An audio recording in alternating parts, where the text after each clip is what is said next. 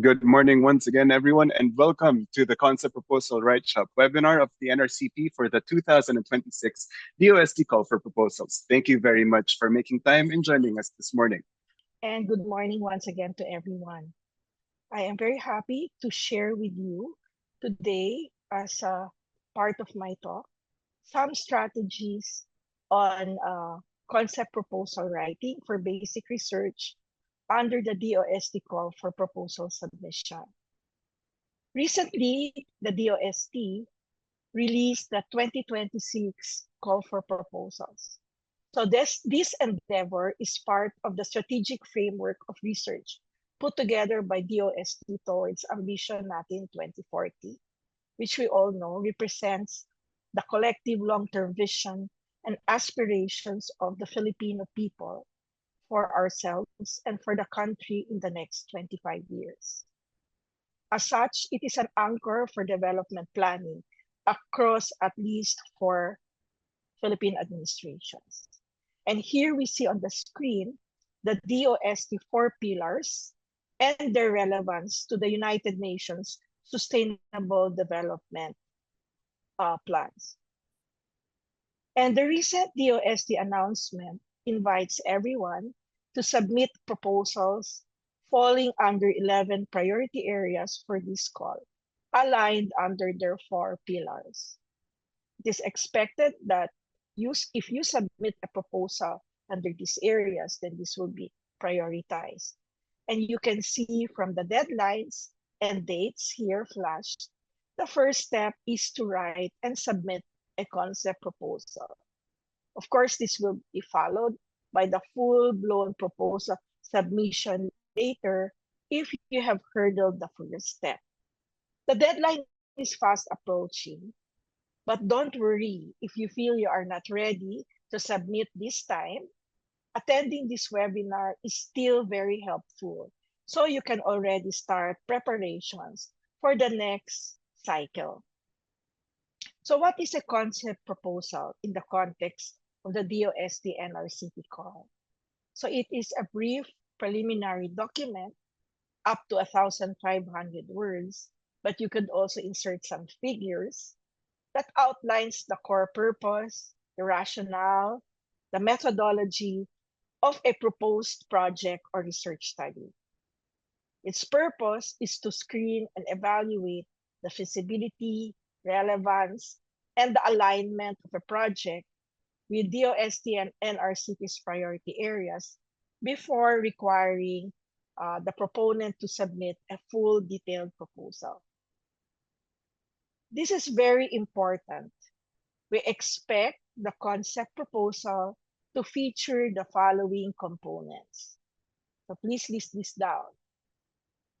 The problem to be addressed, the needs, the gaps, the objectives of your study,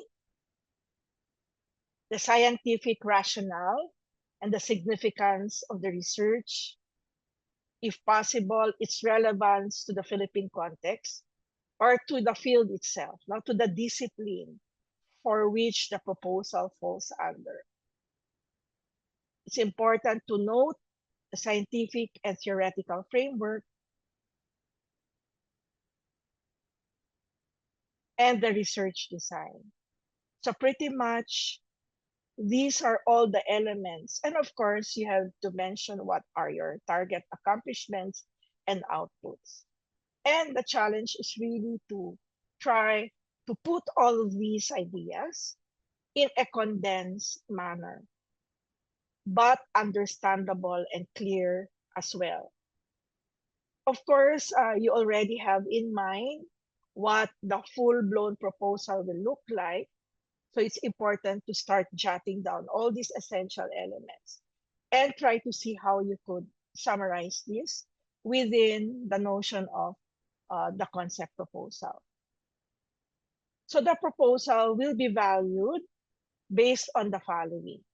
So first, there is the scientific and technical merit, the soundness of the scientific rationale, coherence and logic of the conceptual framework, the feasibility at the concept level, and the degree of the uniqueness and novelty of the research. Of course, as we know, if we are undergoing original research, this has to really be emphasized in the proposal. But as you will learn in the next sessions, details of all of what I am saying will be discussed by the speakers. The second is the significance and the broad impact of your work.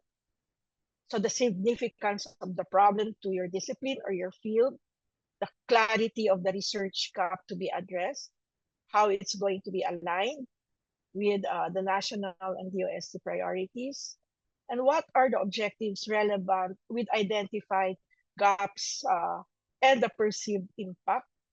This is somehow evident from the proposal you are writing. There is, of course, a feasibility and the sustainability.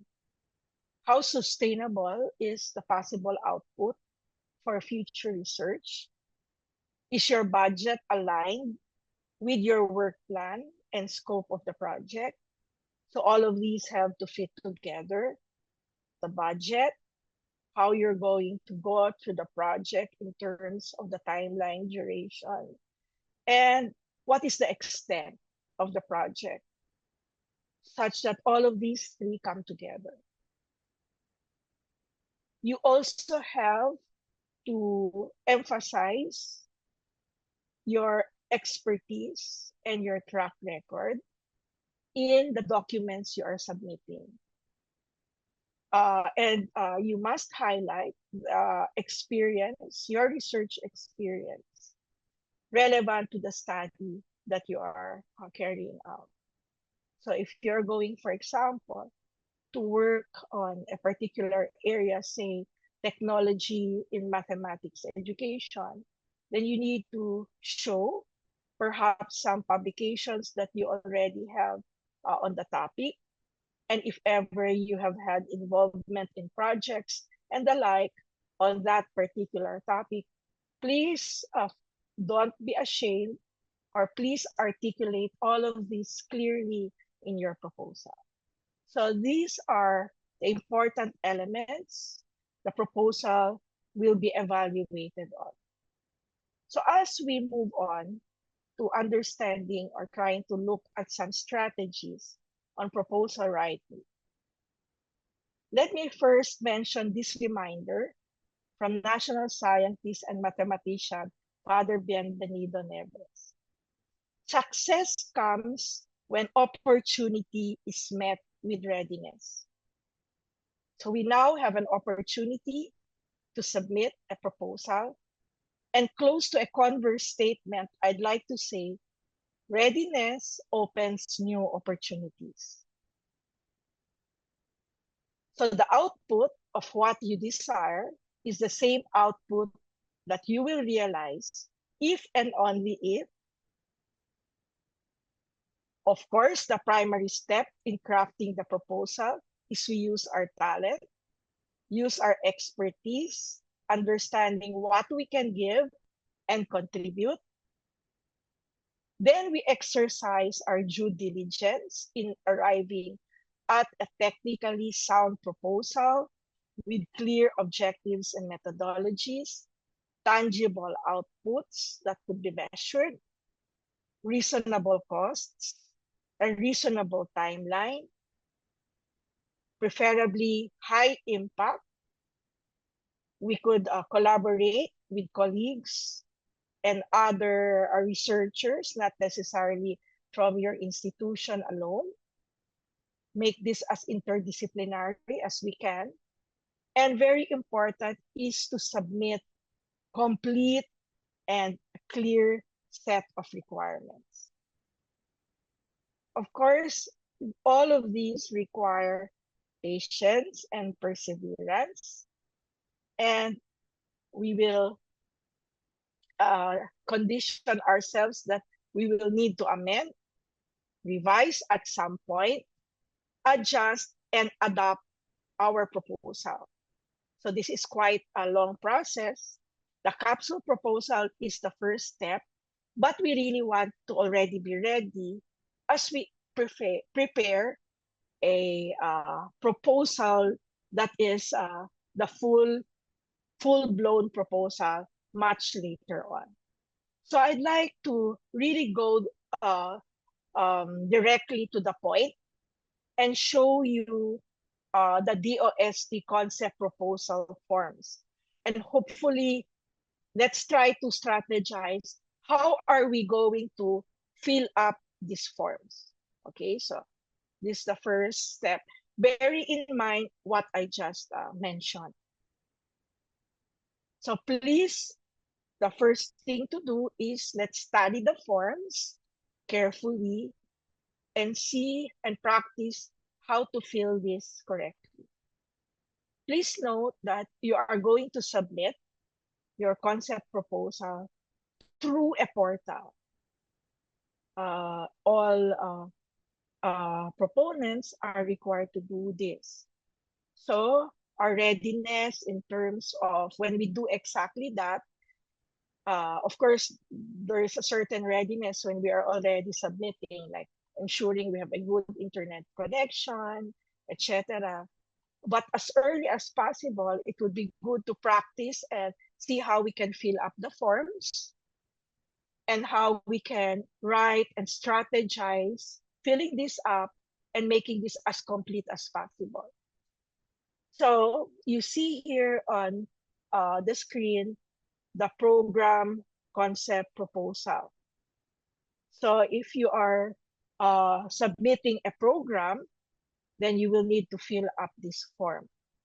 The second form I will show in a while will be the project proposal form. So the project leader, the program leader must be a project leader. So the program consists of several projects. So if you are to be a program leader, you must lead a project. So that's what you're saying. And try to phrase your research question within a certain number of words. Frame it as much as possible as a problem statement. And so there you see some tips on showing complementarity with each of the component projects. So each project must show that it contributes to the whole program itself. So these cannot be independent of each other. They must cohesively support the whole program. So that's what has to be articulated clearly in the program proposal. So you could see here some tips. You may use figures if you think this could best support your ideas. And please observe that you must then attach the second form, which is the project form for each of the components that will appear here. So, for example, in the form itself, there are some tips on what to put in the program summary, but all the elements I mentioned earlier should also be put as well. Of course, we cannot put everything here in the description. That's why we are elaborating more of what you need to really emphasize and write through this webinar. So you could also see here an example of some schematic diagram that could support your ideas. So let me now proceed to Form 2. So this is, so if you are just submitting a project, then this is the form that you will need to fill out. So there is there, again, the project title. So it says it is important to be specific. Let us avoid having a broad or a more general title. It should really the title must accurately describe the project that you really want to do. So in other words, let's be less ambiguous and really very clear on our project title. And it also mentions here that the work plan must be well reiterated within your duration, and you uh, have a specific timeline that's suggested here. Uh, and the project leader must demonstrate, as I mentioned earlier, the expertise, the capacity, and of course also emphasize that you are going to be able to finish the project. So mentioning the workload, showing this in the requirements that you are going to submit is important because we need to also look at this as well. And there's also writing and identifying the cooperating agencies. Of course, the implementing agency, possibly the institution or the center where you are affiliated with, and who could also vouch to support you and give you some recommendation that indeed you have the support of the institution. Yes, So, Yes ma'am. po, President. okay, thank you. Thank you So po. maybe because I was using advanced share earlier. So yung internet baka hindi kaya. So anyway, so let me go back here. No, I apologize. So this is for the program proposal. So I mentioned earlier that it's so important that the program leader must be a project leader of one project. And it's important how to write the research question, frame it as a problem statement that the program will directly address. And one must show complementarity with regards to the different projects. Each project must contribute to the objectives of the overall program. And we must make sure that our program summary is also very clear. And I mentioned earlier that figures may be used. So I hope this time it is clearer. So here would be a figure that could help explain a research design. So you see here a sample research design in the figure. And let's ensure that for every project listed in the table here, we are going to have form number 2, which is what I will be sharing soon. So there you have the information on the program title, the program duration, the program amount as well that you are requesting. So even if you do not need to submit the full-blown work plan and also your budget, but more or less you already have some idea of how much you are going to spend. So it is good to already have some outline of your overall budget. So here is how the Form 2 would look like. So I hope this is clear now. Okay. So please be specific with the project title and include the keywords that reflect your research focus and your what you want to do. So as I mentioned earlier, make sure that you are going to emphasize your expertise and your capacity and the workload.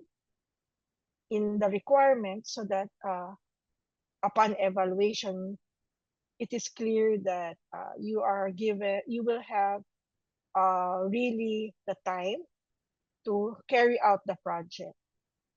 So please ensure your email address is correctly written as well. Now, with regards to your cooperating agency or your implementing agency, please specify this clearly. If it's just in your institution and also the other institutions, all of these have to be carefully reiterated in the proposal. So your concept proposal may also please include, if you would ask me, kindly include your research design as much as possible and use figures and frameworks as I mentioned. And don't forget to sign the forms. I know it sounds trivial, but this is an important aspect. No? So let me just reiterate the different items. So I mentioned all of this earlier. And please put this here no, in number 6. That is where all of those aspects have to be clearly stated. As I mentioned earlier, it's going to be quite a challenge because it has to be written in a compact form. So how to express all the ideas, all of these, in a shorter version, and later, using this as a basis, you can write the full-blown proposal. So that is what you are going to put here in this box. So what constitutes the requirements? So the concept proposal forms. So the first, the program, and then the project, and your CV. So it is just a short CV. You need not show all the information, but the important information has to be there. So of course, your credentials relevant to really the proposal. Let me emphasize that. So your track record, and maybe if you have a lot of publications, you need to maybe highlight the publications that are relevant to the proposal. Or if you have done recent studies on the proposal, maybe if it were your dissertation, if it were the paper that you worked on or you published in your dissertation, very relevant to the proposal that you are doing, please put that in your CV and emphasize that one. If you also have information, like say you have a research website, or you have an ORCID or a Google Scholar site where all your publications are listed, or maybe the site of your university or the school, you could also put the links there, no?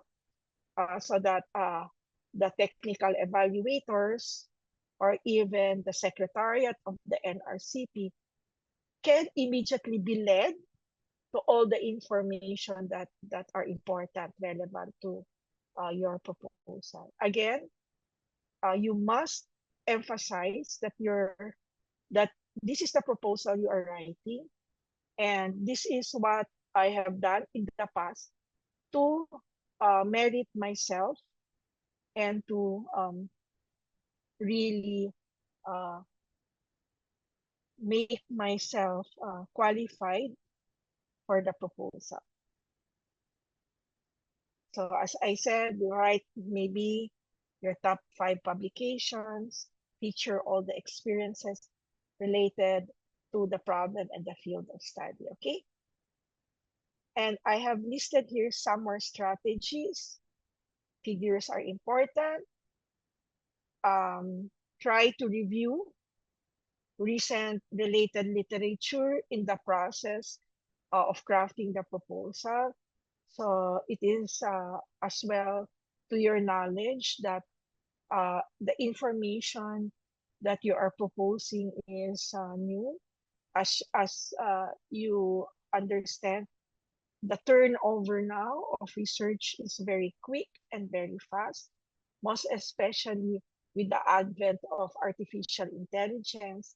So it is very important that we know firsthand what is already existing in the field and include perhaps, as I said, the RRL, especially if it is something that has been done by you or your colleague or your team.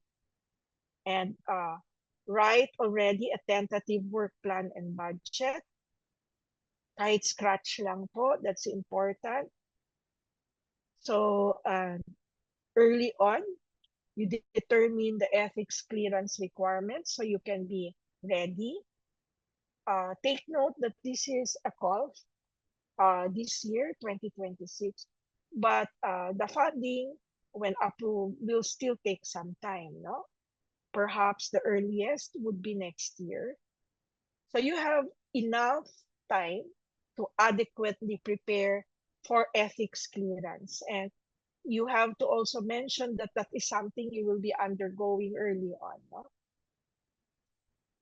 And please familiarize yourself with the DPMIS. So as much as possible, tingnan nyo na, ano ba ito? Paano ba to? If you have colleagues or friends who have submitted before, then let's ask their assistance or their help. But I do understand that the concept proposal, this is the first time that this will be done through the DPMIS. So familiarity with the system, how it works, saan ba yan nakikita, paano ba yan ma-access, all these things, kindly already familiarize yourself. And my appeal is please do not submit at the last minute. So our deadline is March 15. Take note, 5 p.m. po. No? Sometimes at the back of our minds, when we take March 15 po yung deadline, baka inisip po natin, pwede pa po hanggang March 15 po ng midnight. But please take note that we will follow strictly the office hours, 5 p.m. No? So, kaya maybe March 11 pa lang or 12, mag-umpisa na po tayo mag-submit para kung may questions pa po tayo and there are some things that we cannot understand of the system or what, pwede pa po tayong magtanong. There are still a few days. So ito po talaga yung strategy. And I also forgot to mention, before we submit, i-review po talaga natin. 5 times pa, 10 times. Ay, lahat ba naipasok ko? Lahat ba na-upload ko? Titingnan ko talaga ng maigi, no? Ilang beses. Para wala po talaga tayong maliligaw na kahit isang dokumento. Sayang po, no? Sometimes na nagkulang lang po tayo ng isang document, hindi na makago through yung proposal, no? Kasi we are receiving hundreds po, no? Of proposals. So, we need to make sure na yung secretariat, kaagad, okay, kita na, check, lahat na po. And proceed na po tayo sa next step. So yun po talaga yung appeal ko po is that please ensure, check double all the documents, no? So just so you have a whole understanding of what to expect. We will start evaluating these concept proposals on March 16, no? Go na kami from our end. And your full-blown proposals will be due on the dates that we have here now show. And ito na po yung ating site for the portal. Okay. So again, complete submissions submissions with incomplete attachments, invalid na po yun, no? And will not be processed. Kaya po, napaka-importante that we make sure our, readiness. Nakita nyo naman ngayon, ako mismo sa talk ko, medyo nagkaroon ng internet, medyo malabo. So, it happens, no? Unfortunately, technology also has some disadvantages, no? Okay. So, I just like to mention quickly ito. Pero, pag-usapan naman to, no? Sa other talk. Nandito po yung mga priority programs, no? Makita po natin na nilagay ng DOST. May mga description po ito. Tapos ito po yung NIBRA at ito po yung priority area po ng NRCP. Makikita po natin dito sa rightmost column. Para may guide lang tayo. Dito po natin ilalagay yung proposal ko po, no? So, ganun po. Ito po, water security, energy security. Again, I'm just flashing this here. Pag-uusapan pa po ito ng detail. Just to give you an idea that there are all these things, no? So may inclusive nation building, ayan po, human resources development, job creation and regional development, climate and disaster resilience, digital transformation, smart and sustainable cities and communities. So yan po yung mga areas. Now, kung gumagawa po tayo ng research sa discipline, it will be explained later on by the Secretariat that through the help of the division chairs, we will also be asking our members, sino po yung magsasubmit under the Blue Skies program. Yung Blue Skies program po, yun po yung mga basic research to the discipline, no? So, yun po yun. So, kung interested po kayo mag-submit ng proposal under our Blue Skies, yun na po yung sa discipline itself, sumulat po kayo sa division chairs ninyo para aware po kami na may mga ganun po kayong binabalak na concept proposals na isa-submit within the next months, kunyari. No po? So, I'd just like to quickly go through some frequently asked questions. So, what is fundamental or basic research? So, it says here, this refers to theoretical work, experimental work, undertaken primarily to acquire new knowledge or underlying phenomena and observable facts. So, usually, basic research addresses these areas, and this can be without an immediate or a specific application or geared to come up with information towards a solution of a particular problem that has not been solved. And this category of research includes natural and social sciences, among other areas. No? And here is the difference between a program and a project. So the program, these are the interrelated S&T projects that require an interdisciplinary approach to meet an established goal. Kaya itong project na to, probably focusing on this particular approach. The second one, but they all complement each other, as I said earlier, supporting a whole program. And a basic unit of the investigation is a project. And possibly you are going to submit a concept proposal only on a particular project. No? So what would be an eligible set of requirements?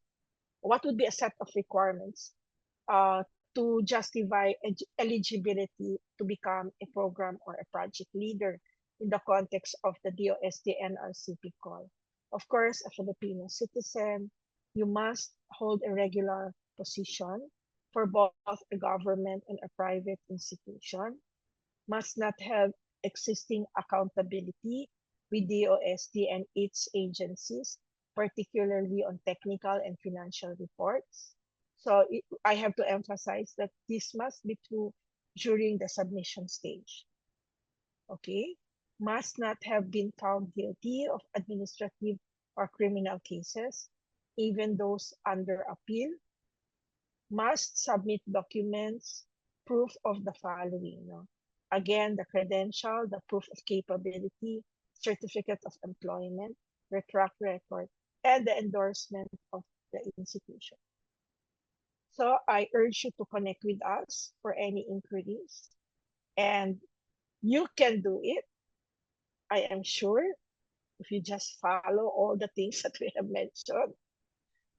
And please remember, nandito po kami para tulungan po kayo.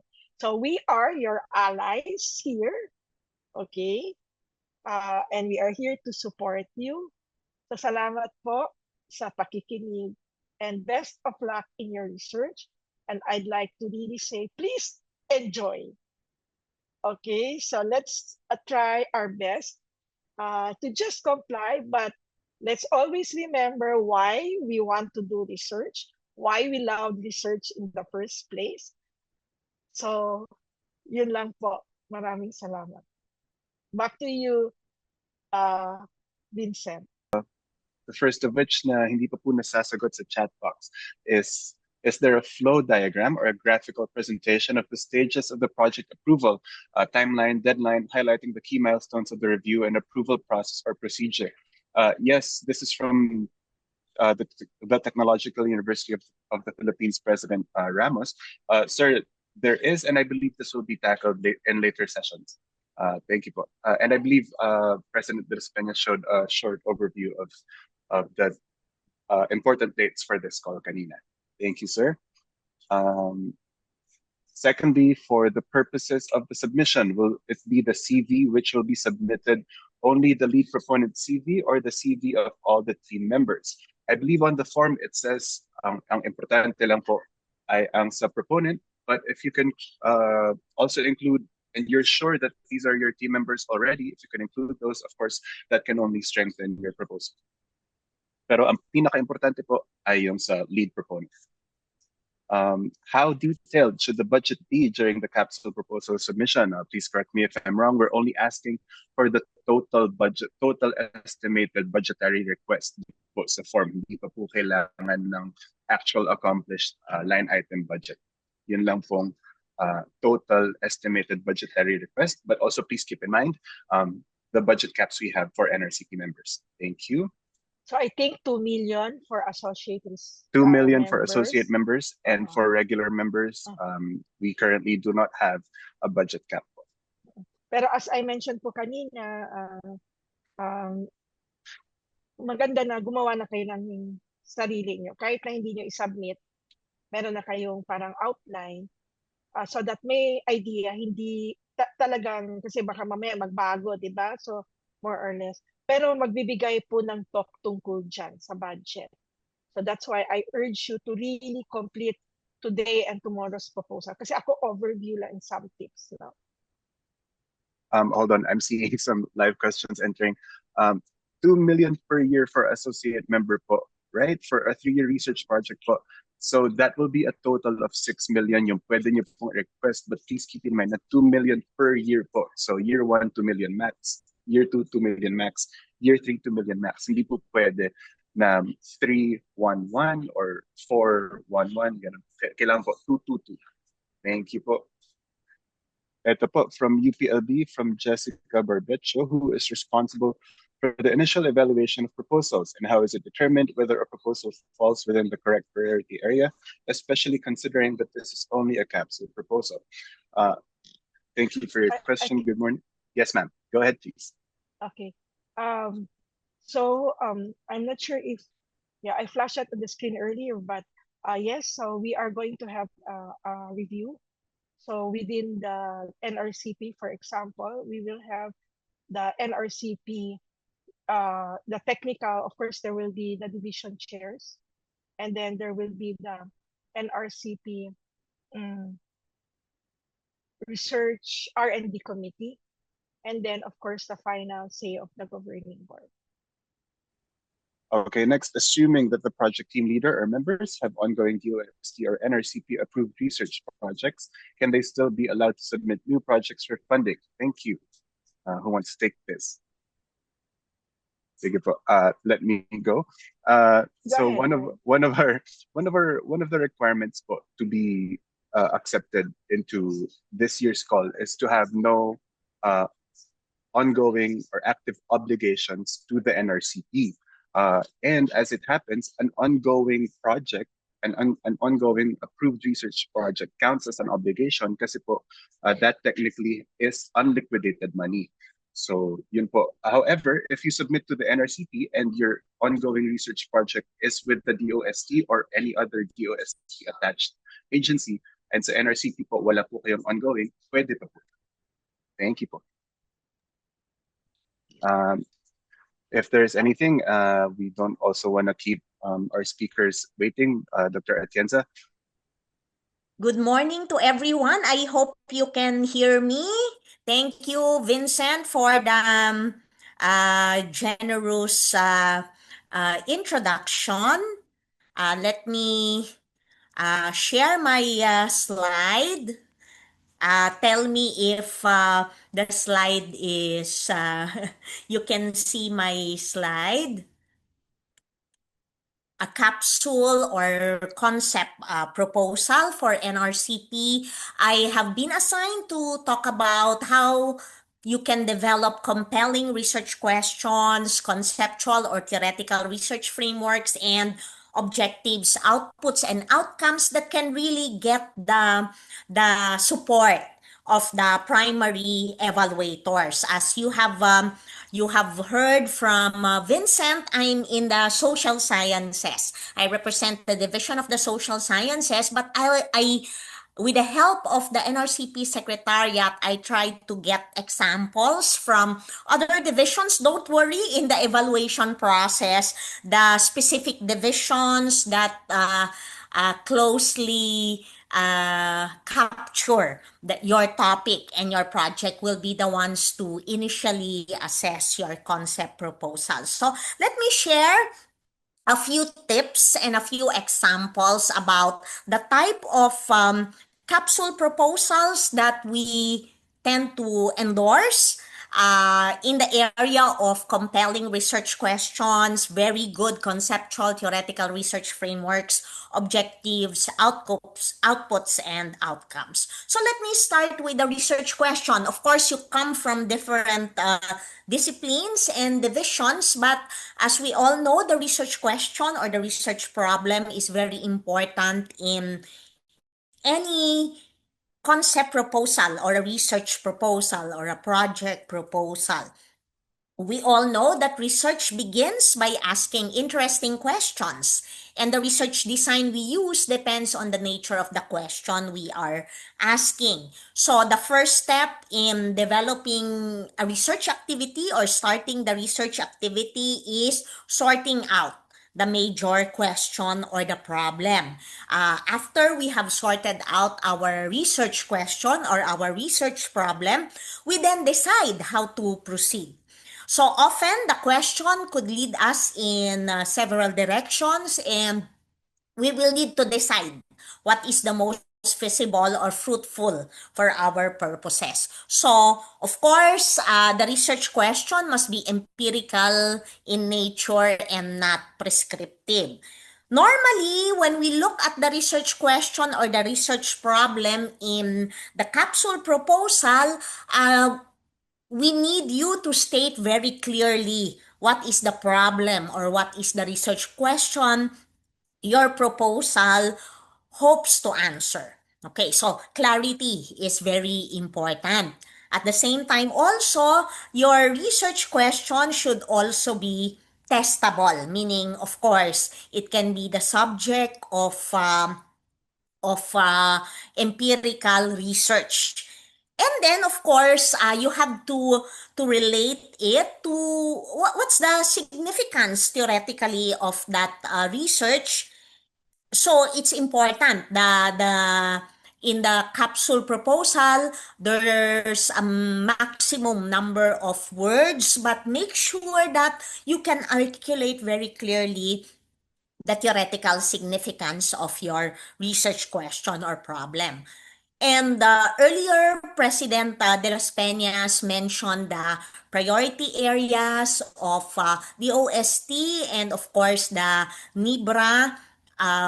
So it's important that you also relate the research question or research problem to any of these priority areas. So that's the practical relevance. For instance, will this be able to be useful? Will this research be useful for policy, for practice, or any of the priority areas designated by the OST and the NIBRA, especially, of course, in the context of the Philippines.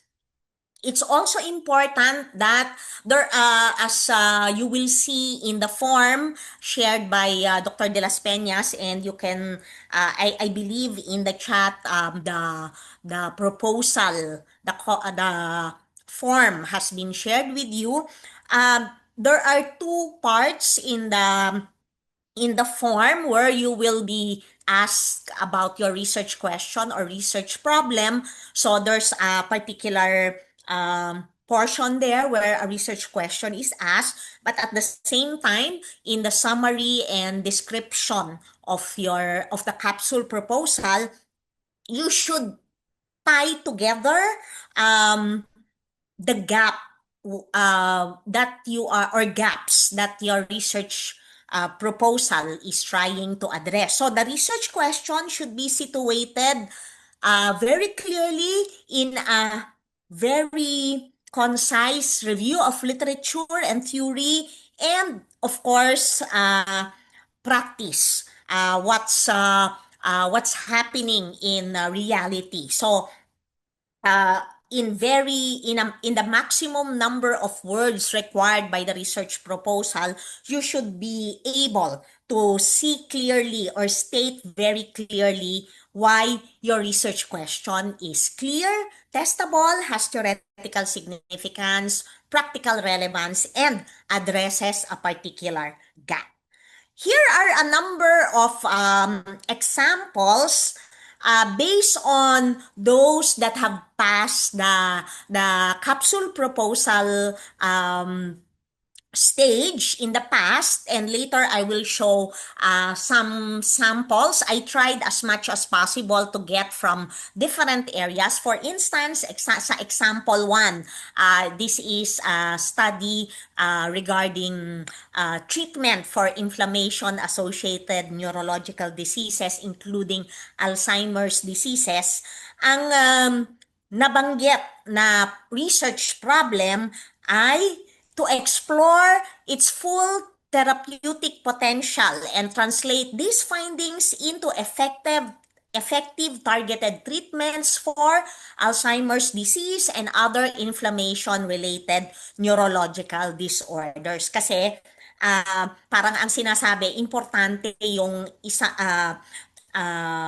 particular treatments in neurological diseases like Alzheimer's disease. So you can state a problem, okay, in this way. I know different disciplines have different examples of good research problems or questions. In example 2 naman, in the area of physics, ang particular case niya is to determine the causes of the patterns generated by shaken matchsticks in a box. So, computational physics approach yung ginamit.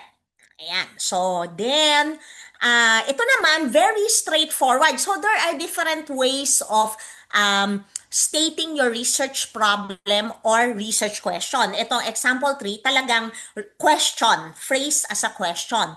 How can an intelligent forensic evidence acquisition and analysis framework enhance the accuracy, efficiency, and reliability of digital forensic investigation? So, ano naman to?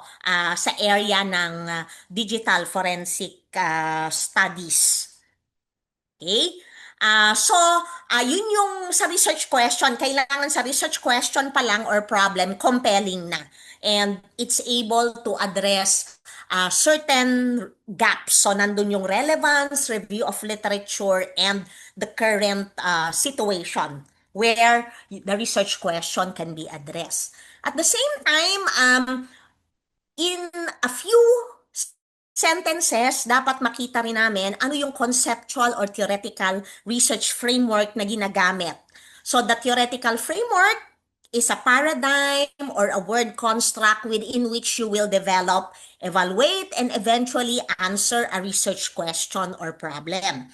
Usually, a good theoretical or conceptual framework effectively interrelates the concepts and theories involved in a research question and problem. So, related pa rin talaga and kailangan logically connected to your research question or problem.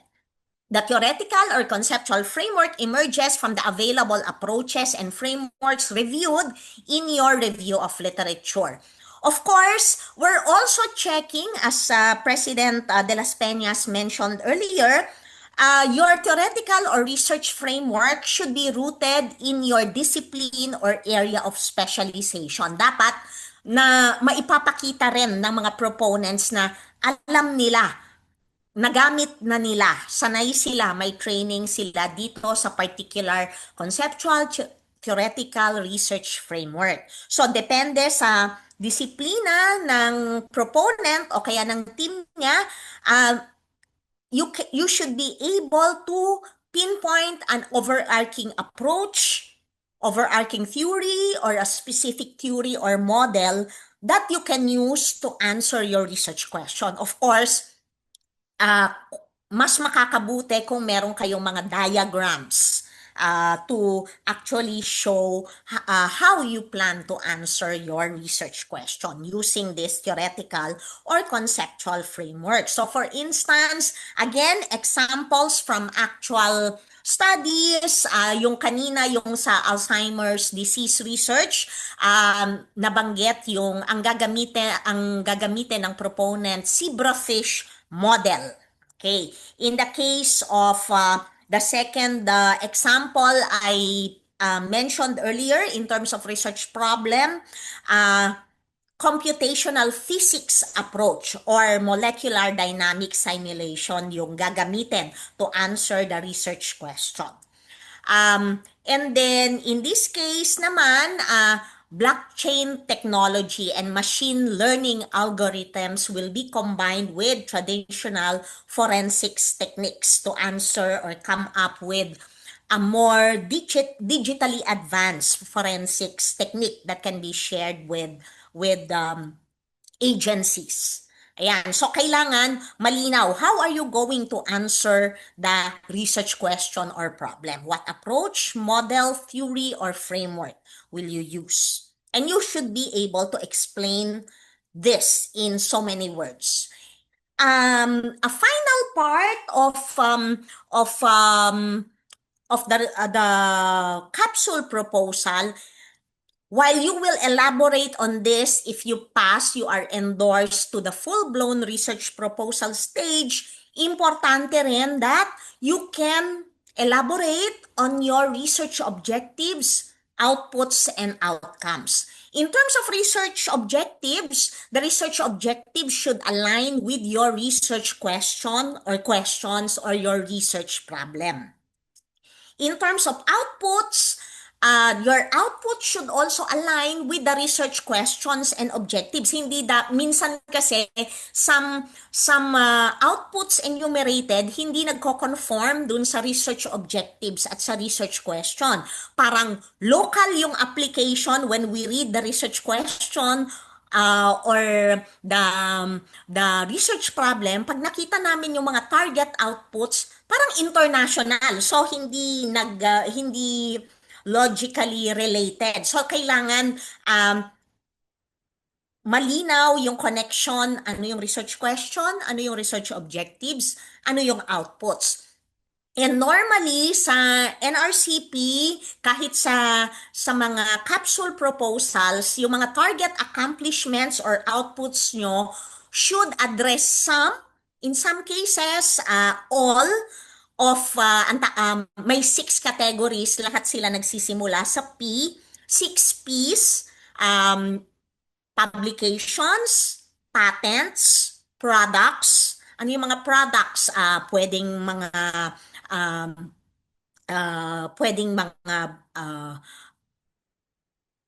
questionnaires, pwedeng mga magazines, modules, training programs, people services. Will you provide training? Will you provide uh, maybe partnerships? Ito pala, places and partnerships. So, will you develop MOA with an LGU, an agency? And may mga policy studies na tinatanggap kami. Normally, will this be an ordinance? Will this be legislation at the national level? And importante, pinapaalala namin, dapat achievable sila lahat. Hindi pwedeng promise tapos hindi nyo magagawa. So lahat sila dapat achievable. At the same time, outcomes refers to impacts of the outputs and accomplishments. Sometimes, may mga outcomes na long term. So parang your study hopes to be able to. So again, based sa research objectives and outputs. And then, in certain cases, merong easily achievable. Halimbawa, nagbigay kayo ng training, then ma-identify nyo ano yung target, sino yung mga target groups nyo na ite-train nyo, i-empower nyo, sinong mga LGUs yung tutulungan nyo mag-develop ng ordinance, will you help a particular department or agency, or will you be able to help, for instance, the two houses of Congress to develop a legislation. So, example to ng actual research na natapos na naka-phrase into specific research questions. Ito, policy to. Input to policy dun sa nasa area ng local governments, yung Mandanas Garcia ruling, tinitingnan kung gaano may impact na ba to sa level ng local government. So, ang phrasing ng objectives nakabase sa specific research questions to elaborate the research question or problem. Ito namang isa na set ng objectives based din sa research problem or question, but ito sa area ng assessing sa economic performance. So, conduct an initial assessment of the economic complexity performance to identify economic sector. So again, depende po what is your research question, what are the research,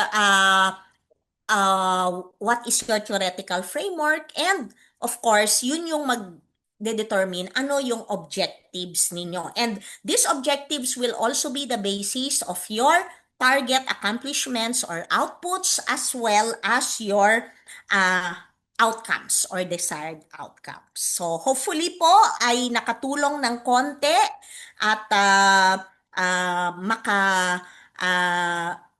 maybe you can focus on looking at very good sample proposals para masagot. Kasi maikli lang po na words ang hinihingi sa inyo, pero hopefully makita namin itong mga elements na to. Thank you very much po. Thank you very much, Dr. Atienza, for your presentation. They were asking when to use conceptual and when to use theoretical. Is there a standard, or what can you advise them? Yes, depende po sa disiplina nyo. Kasi halimbawa sa field namin, halimbawa political science kami. Normally po, we have a large, minsan meron kasing overarching theoretical framework na pinipili namin, pero may mga specific concepts or elements doon or variables na kinoconnect namin. So pagka-connection ng mga concepts na gagamitin namin to answer our research question, yun po yung conceptual framework. Pero normally, based siya sa isang particular theory. In some cases po, meron naman na, kasi I don't know in other fields, pero sa amin po kasi sa social sciences, lalo na sa political science, meron kasing mas kumbaga positivist na framework. So mga correlation studies, causal studies, so malinaw yung relationship of concepts na ipoprove nyo. Pero meron ding pagkakataon na meron kaming mas interpretivist approach. Rather than looking at the connections among concepts, tinitingnan namin yung process, yung how process, or maybe the meanings attached to a particular questions or a particular event, a particular practice or process. So, kailangan ma-set nyo po ano yung theoretical underpinnings nung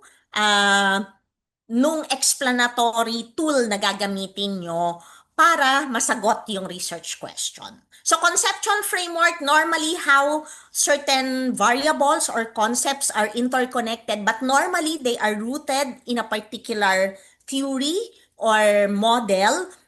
Yung theoretical framework actually halos pareho lang, but sometimes you have to pinpoint alin ang gagamitin nyo, yung overarching theoretical framework o a specific theory. Minsan kasi malawak ang isang theoretical tradition, marami na siyang lamang theories. Pwedeng gamitin nyo lahat, pwedeng hindi. Thank you, Dr. Atienza, and thank you, Ms. Elizabeth N. Subuga, who asked that question. Next, ma'am, how tightly should the conceptual framework align with the research design and methods? In what variables and analytical techniques? Okay. Si Dr. Dixon mamaya I think magdi-discuss ng research design, pero importante po, gaya ng explanation ko kanina, lahat nagfo-flow sa research question or research problem. So dapat yung conceptual or theoretical framework nyo ay isang paraan para masagot. Yun yung gagamitin nyo to be able to answer your research question and meet your research objectives. Yung research design po kasi, yun yung how you are going to implement or how the actual process of going about the research para masagot yung tanong. Okay, so lahat po yan kinakailangan logically related sa bawat isa. Thank you, ma'am. And another from TUP President Ramos. Do we have a suggested conceptual framework away from the traditional input process output, or can we adopt the input process output impact outcome? Iba-iba po kasi sa depende po sa bawat disiplina, very general, very useful yung input-output process, but for instance, again, in the social sciences, may ibang paraan. Hindi lang ang tinitingnan yung input-output process. Minsan ang tinitingnan, what goes on in the system?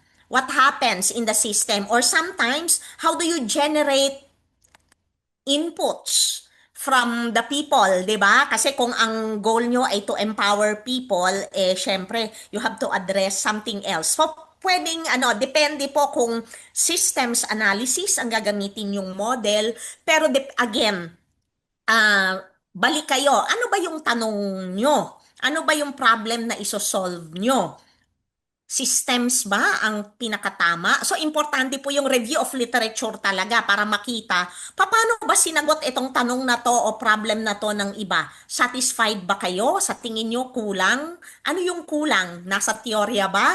O nasa ibang aspeto ng research question? So, yun yung magde-determine po kung bagay yung systems theory o baka ang dami na pong mga alternative theories. Halimbawa, of course, I'm speaking from a social science and political science perspective po. Hindi po laging systems theory or framework ang ginagamit namin.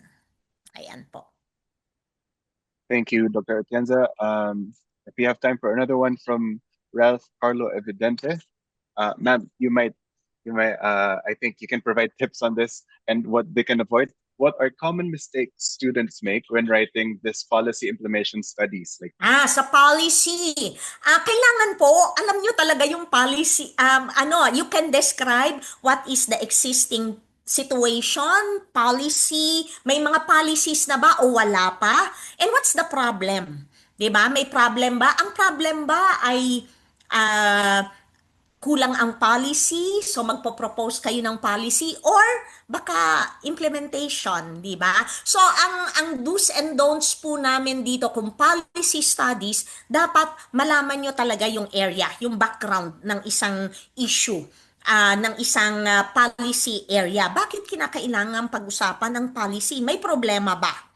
'Di ba? So, importante yung situationer, and dapat sufficient yung review of literature nyo to be able to actually see what were the policy studies done before, kulang ba? O may mga ibang aspeto na hindi napag-usapan, so that you can come up with a compelling need na bakit importante? Usually po, maganda na pag-aralan yung paano ini-implement ang mga policies.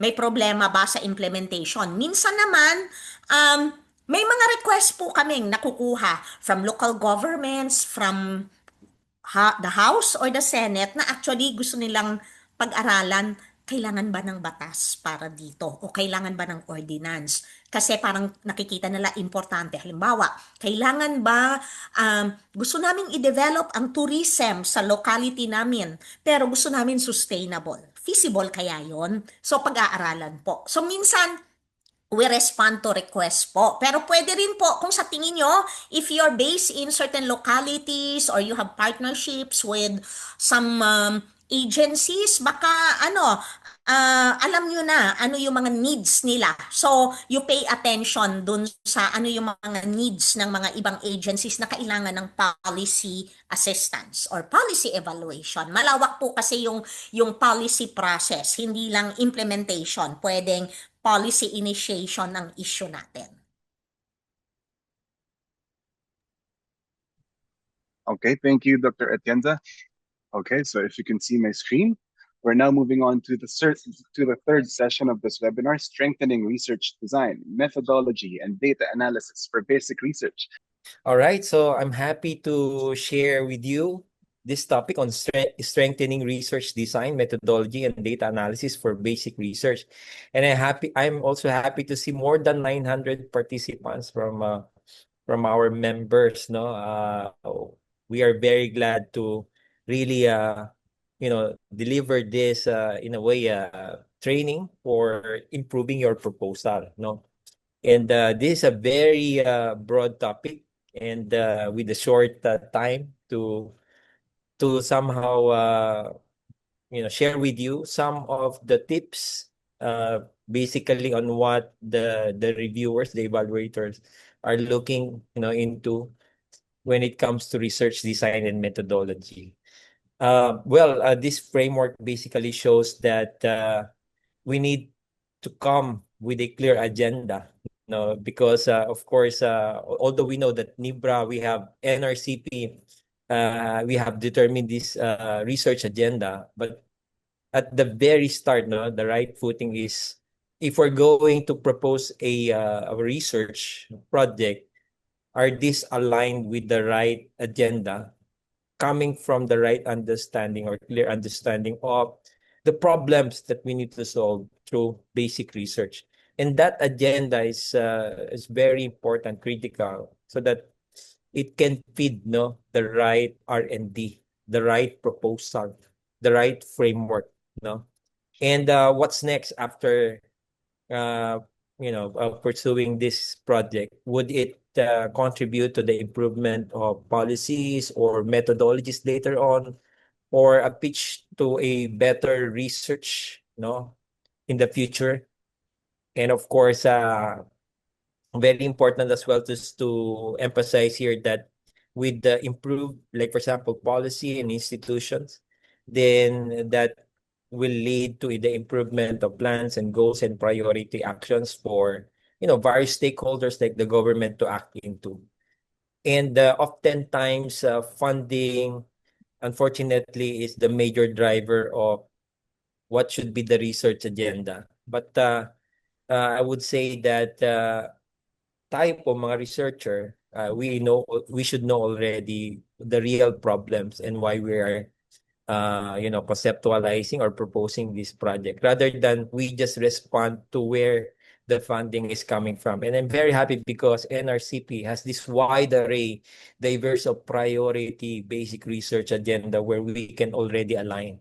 And this basic research agenda are, these are fruits, no, of the previous long-term studies, being done by, researchers in the past decades. Okay, so yeah, my role is to really uh, provide you some of the tips, no, because I would expect that most of you are already have experiences in crafting proposal and designing your methods, no, and that's very important because when you talk about research design, it's a conceptual and methodological, your blueprint for implementing the project, no, the research.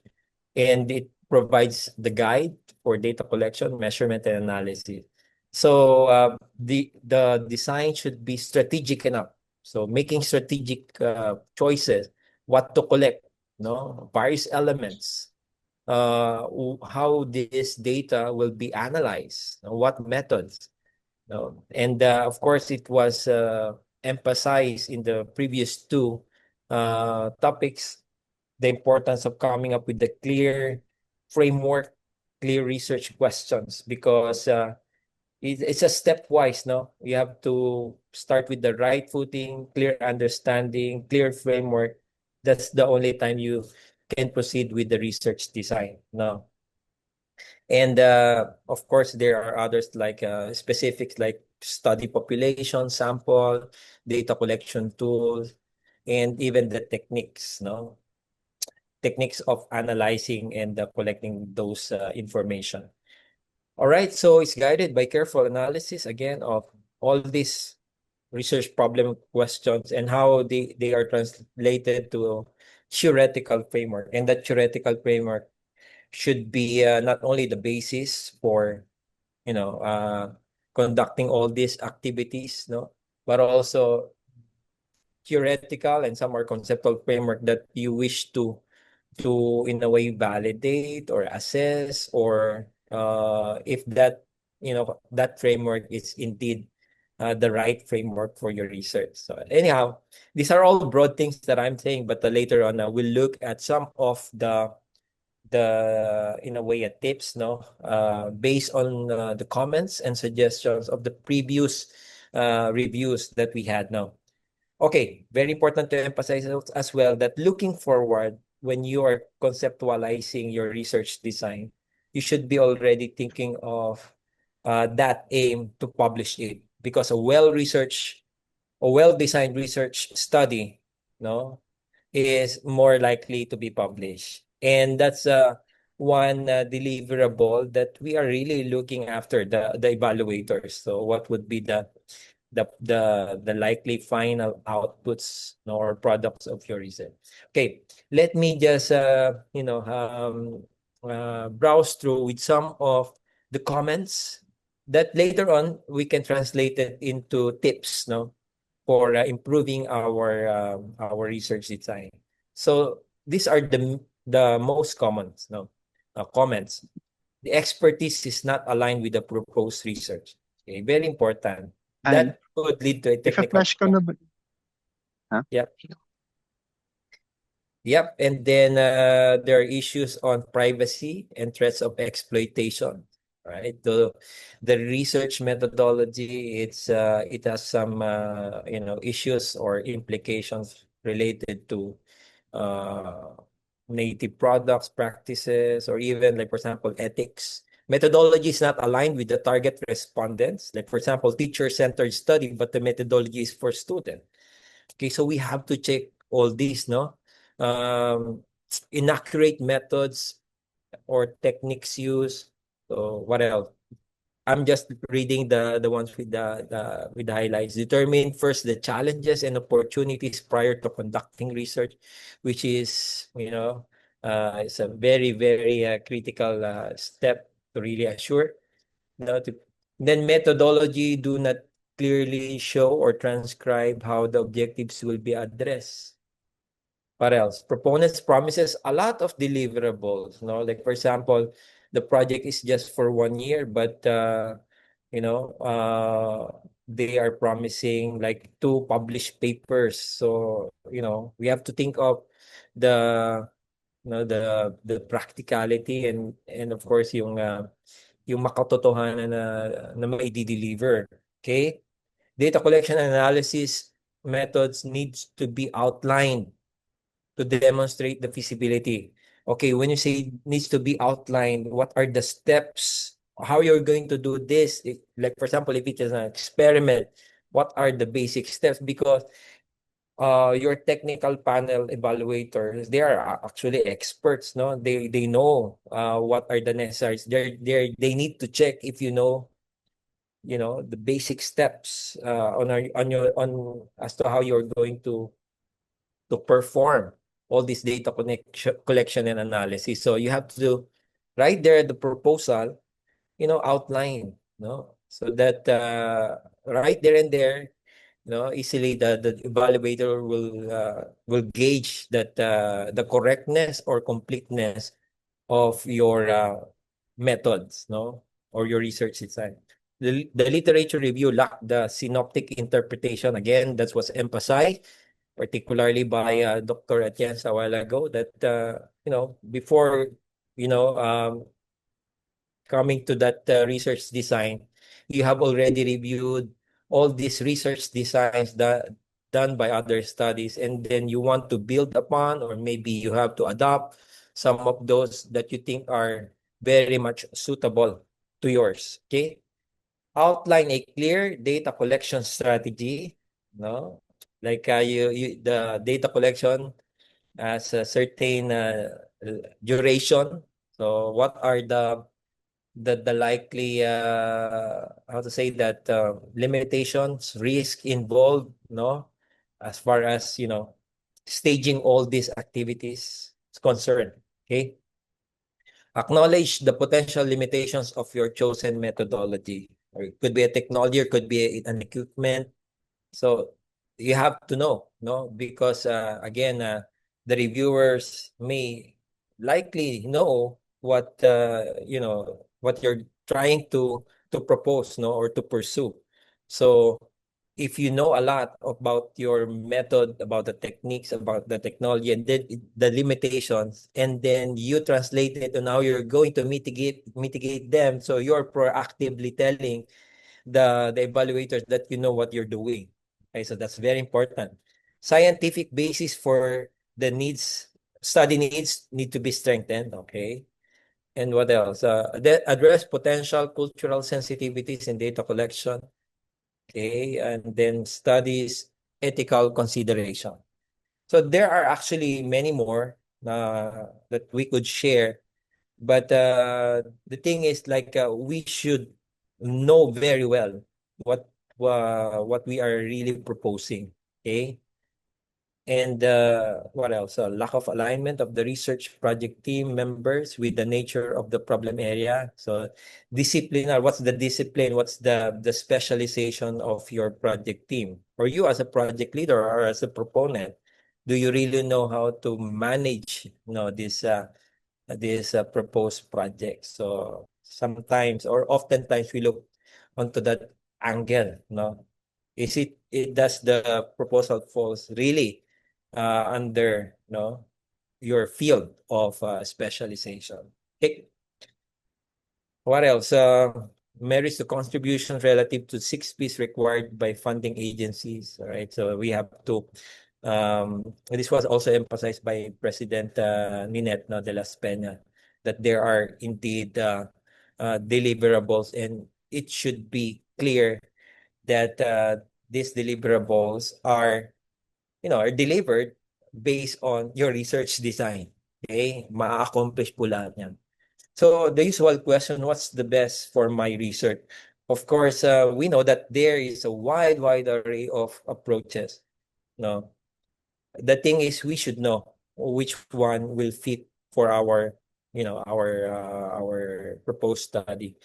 No, so there are quantitative, qualitative, mixed method. No, And under this, you have this broad, again, another broad typologies of doing experimental and experimental case study.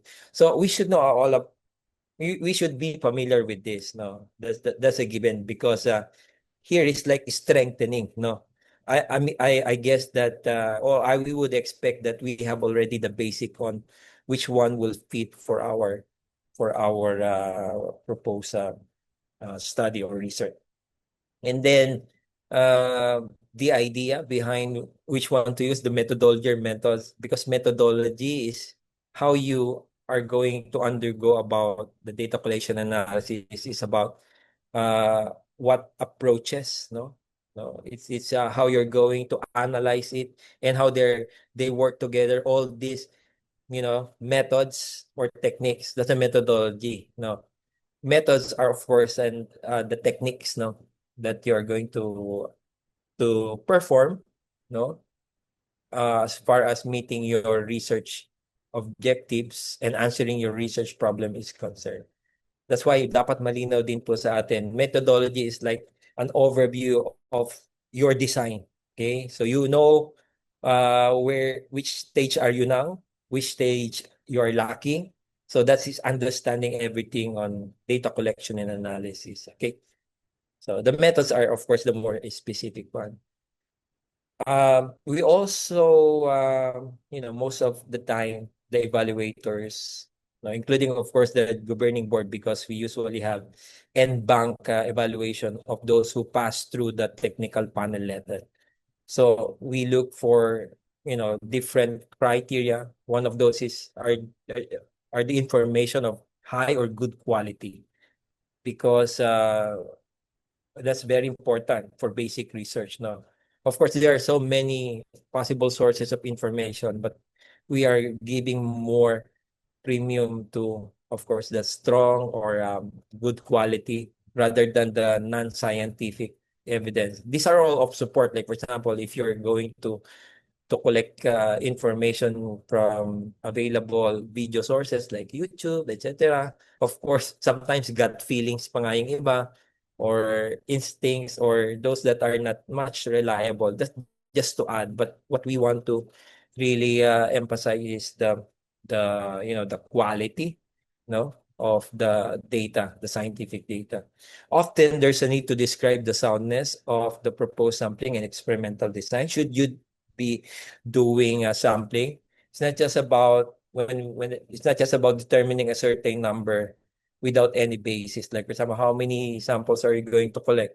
And just, on the top of your head, you will say 50, but you don't even know what's the big end, the population. So might as well, if you're going to do a sampling, better if you are not familiar with this, bring a statistician in your group, so that we can gauge, as far as data collection analysis is concerned, that you are scientifically sound. I mean, your study scientifically sound, because towards the end, most of the researches or the findings needs to be generalized for the whole population.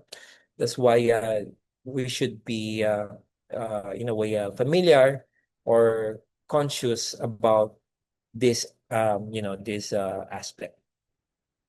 An appropriate choice of statistical tests should you be using, of course, this for your data analysis, right? So there are different types. Again, if you're not familiar, then better again bring someone who knows about this, right? So that at the end, when we present our results, we know that we are confident that the tests that we adopted are the correct one. Okay.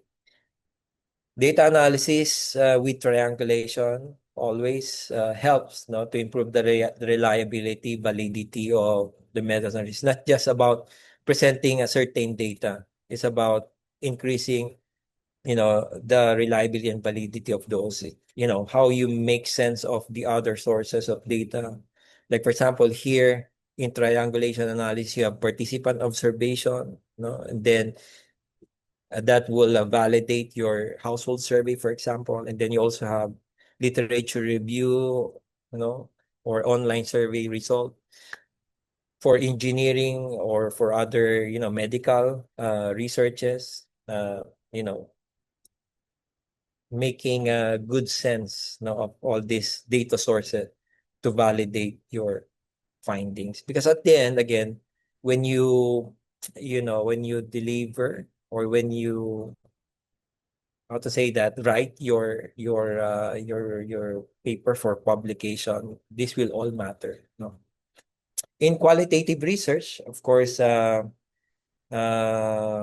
thing is, like, of course, experimentation's not there, sampling may not be not much needed. But again, for a qualitative research, what we are after is how was the stepwise progression, no, in data collection and analysis, where what we're done to enumerate the key considerations as well, the assumptions, if needed, as far as this progression of data collection analysis is concerned. These are some of the key components for a strong research design.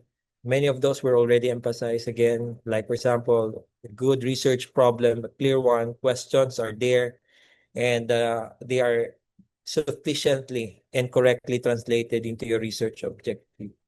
Okay, and then the conceptual and theoretical framework, it basically, of course, identifies the relationship of this variable that provides the foundation of the study.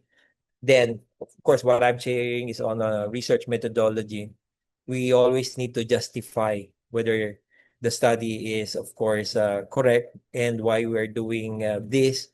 Is it exploratory, descriptive, experimental, or quasi-experimental? We know how to answer, no?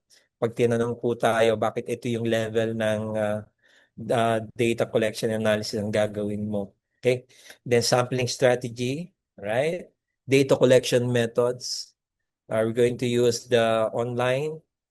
No? Lalo ngayon with the rise of AI, of course, it's a very, very valuable tool, but not to all cases that we can use AI. So maganda nga po kasi we're also looking, well, last year, we discussed, no, during our general membership assembly, some of those related to AI, no, artificial intelligence, okay? So, well, pag ginagamitan po natin ng gano'n ng mga new methods, no, of data collection analysis, we need to explain, no? Okay, data analysis plans, all involving about the statistical tests, methods, and lastly, ethical considerations. Okay, ensure the informed consent. That's why doon pa lamang po sa research design po natin, which leads to crafting our work plan. Meron na tayong ilalagay doon. If should we be needing ethics review, or should we be needing gratuitous permit for collecting samples from protected area, for example, or FPIC, free prior informed consents from NCIP, no? Dapat nailagay po natin doon, or else hindi natin makukuha yung mga tamang data. So in the research design, na doon din po na mayroon tayong mga considerations, no? We are knowledgeable and aware of these necessary requirements, no? Okay, few more slides. Core principles of a robust research design and method. All right. Often we ask about, the view of the researcher or the proponent on anong take niya doon sa kanyang proposal. Baka kasi bias siya doon sa parang wala pa yung research pero meron na siyang conclusion. So that's why we're all should be after this principle of neutrality. Right? Reliability and validity. I shared about triangulation. That's one way. There are many other ways to increase the reliability, validity, and precision of our research, no? Both the design and then the research output later on. Coherence is very important. of course, from the very start, we have the framework with all these objectives and how these methods are very much logically coherent in, satisfying all those objectives. So it's should work together, closely itong mga ito. Collaborative is another strategy. Partnership with other talents. Kaya nabanggit ko, kung wala pong statistician and most probably you'll be needing one, isama niyo po. Or someone within your university, kung wala talaga doon, you find like some esteemed scientist elsewhere, no, na pwede niyo kunin as a project staff or a S&T, Science and Technology Consultant, that will further improve your bid for your for your research project, no? Napakaganda po 'yon kasi meron din po na angle po 'yon na tinitingnan din po ng mga nagre-review kung sino yung lineup. If you're bringing in people who are really known in this field, malaki po yung factor po 'yon. And of course, that person can also help guide the forming or the formulation of your research proposal. That's why collaboration is it's really a good way forward. Cost efficient.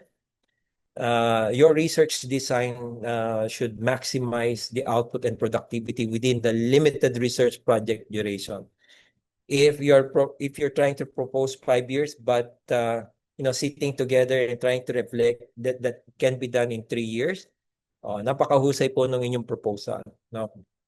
Pagka ganon. Or if your research is good for 1 year and then you're probably going to produce more than for a 1-year project can produce, magaling din po ng ganun mga proposal na nire-review po natin.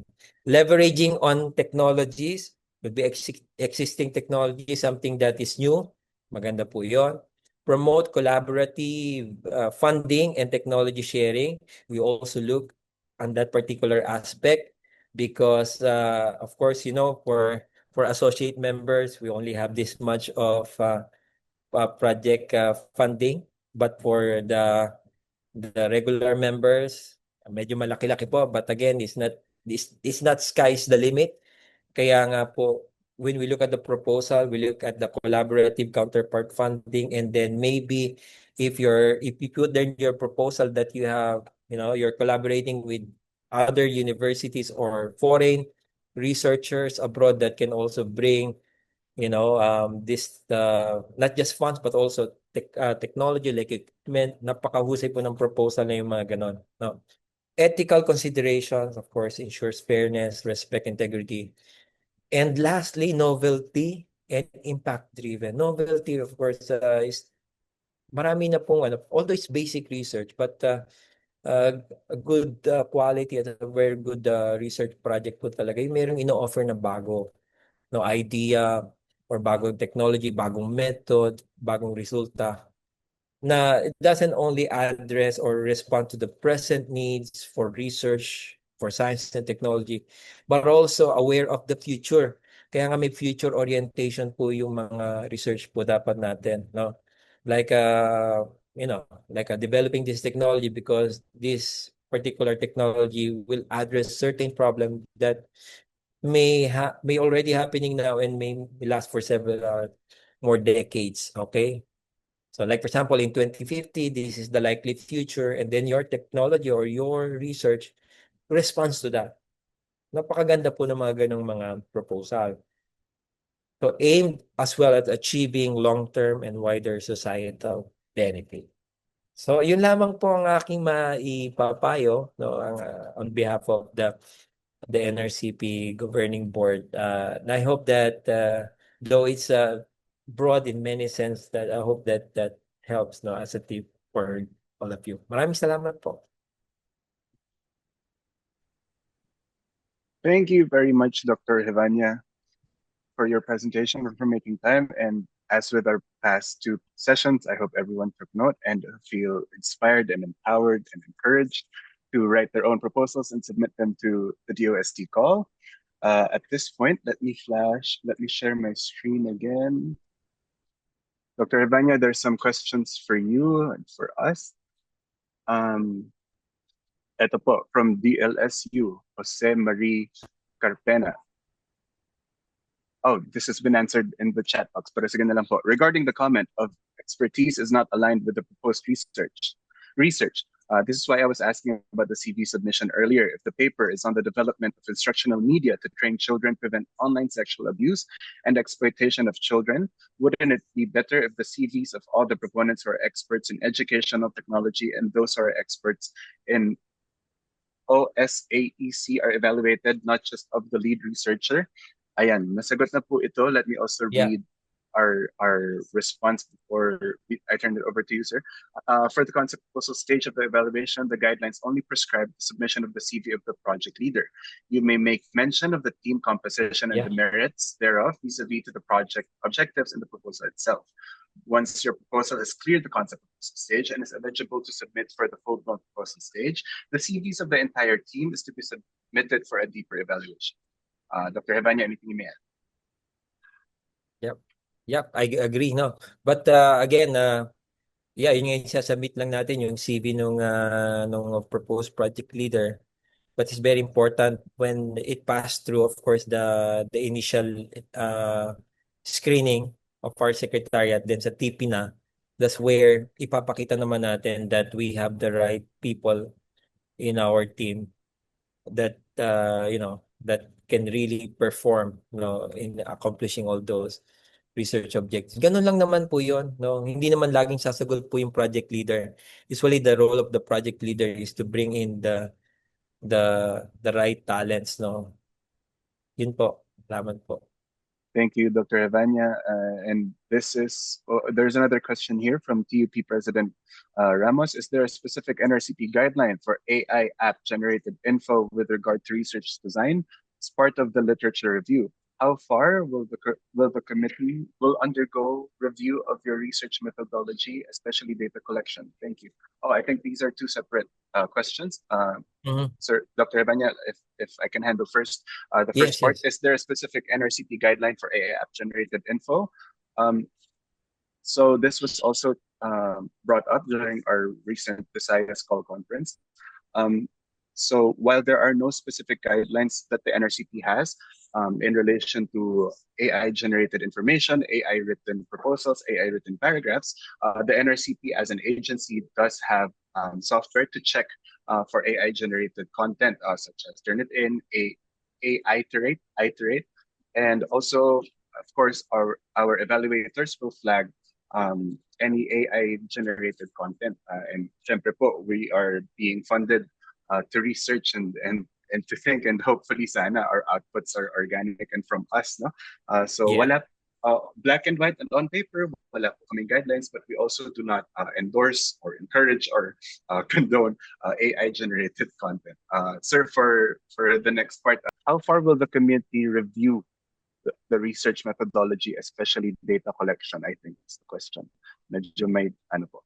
Yeah, it's relative actually. Kung ano, well, because there are two layers. We have the technical panel member, no? Technical panel evaluation, of course.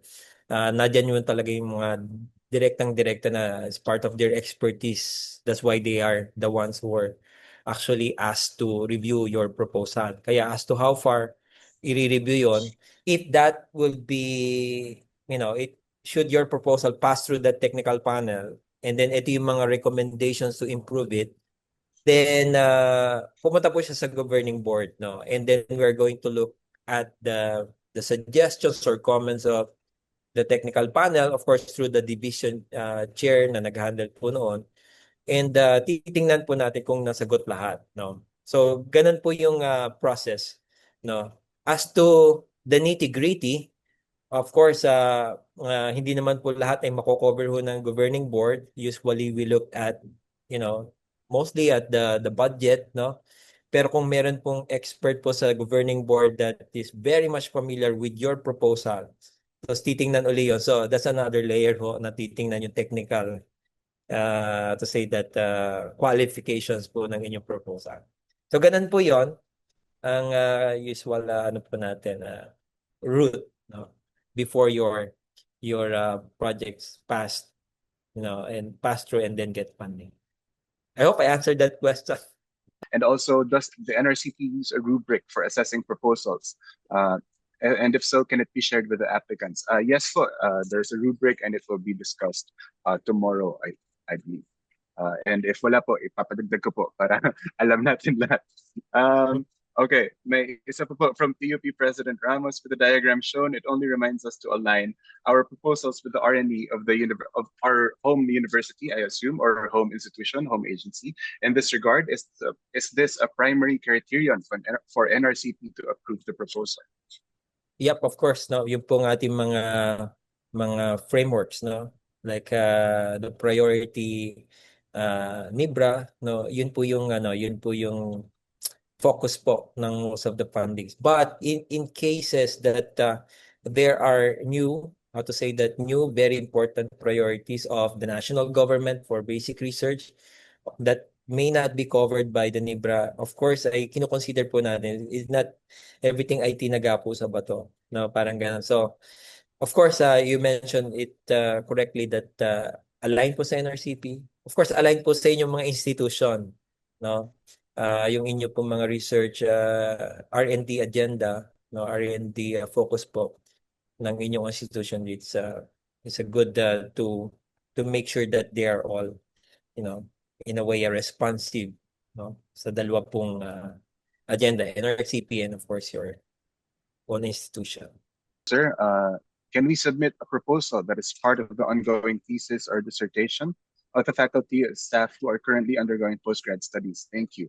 Sir, yes, you can, but also please note that our call for proposals are 2 years in advance. So, na-mention din po ni President de las Peñas kanina, na this is for 2028 funding with the earliest possible funding date next year. So, please also consider that in submitting proposals that are tied to postgraduate studies of faculty or students or staff. Thank you, sir. And in terms of how about the aspect of intellectual property application if the project has the potential for IP protection? Is there a NRCP policy in this regard? I think this would also fall under the 6-piece patents output, yes, sir. Tama, you can indicate that there. And I think to an extent, to a certain amount, we can also allow sa budget request yung processing. Ito po, our proposals submitted to NRCP being channeled to the appropriate TOST councils. Like if it is a health research, it would be forwarded to PCHRD, or basic researches are purely NRCP funded. Ay, nasagot na rin po, but also let me, saan ba ito? Sorry. Let me reiterate na when you submit your proposals po on the DPMAS portal, you will be the one selecting which council you wish to forward it to or to apply for. Ngayon po, I believe our chief, Ms. Bebs, has answered this earlier.